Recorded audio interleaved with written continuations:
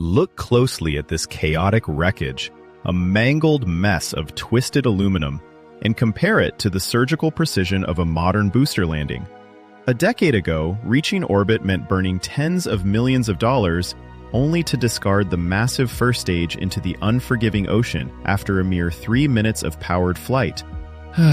It was an industry defined by staggering financial waste and logistical absurdity, operating under a paradigm where the equivalent of a fully loaded passenger jet was deliberately destroyed after completing every single transatlantic journey.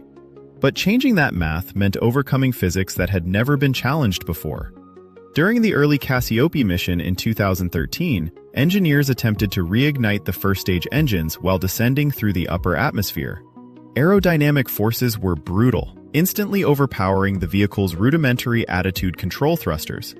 The booster entered an unrecoverable aerodynamic roll, inducing immense centrifugal stresses before the propellant sloshed violently, starving the turbopumps and ending the flight.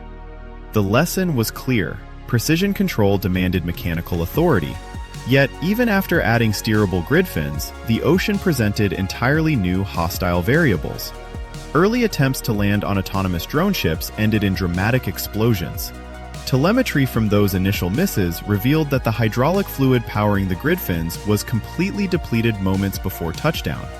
Without steering authority in the final critical seconds of descent, the massive structure slammed into the steel deck at a fatal angle, ripping the airframe apart. But brute force eventually yielded data, and data led to refinement. In late 2015, the first stage finally touched down perfectly at Landing Zone 1, followed shortly by a drone ship success. Yet, returning from orbit meant surviving a wall of atmospheric plasma. The intense heat of hypersonic reentry took a brutal toll on the rocket's control surfaces, specifically the early aluminum grid fins. Post-flight analysis revealed severe structural degradation and localized melting across the fin surfaces, turning routine reuse into a costly refurbishment nightmare.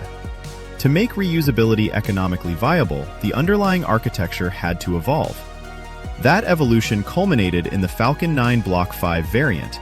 Engineers abandoned the welded engine mount structure, replacing it with a fully bolted Octaweb to drastically simplify field maintenance. The vulnerable aluminum fins were swapped for massive single-piece titanium forgings, capable of surviving immense thermal loads without requiring secondary ablative coatings. Furthermore, a robust thermal protection system utilizing advanced Inconel shielding was added to the base to protect the Merlin engines. Out in the vacuum of space, precise reignition became foolproof, with upgraded T-TEB fluid mixtures guaranteeing a reliable braking burn. This final iteration wasn't just built to fly, it was engineered to endure. Those thermal and structural redesigns fundamentally broke the engineering bottleneck. What was once a bespoke, painstaking rebuild became a routine turnaround operation, slashing the time from touchdown to next launch. Today, we measure fleet performance not in isolated lucky successes, but in sheer, unrelenting volume. Over 660 flights have pushed the hardware to its absolute metallurgical limits. At the pad, teams now routinely execute a 45-hour turnaround, swapping out payloads with assembly line precision.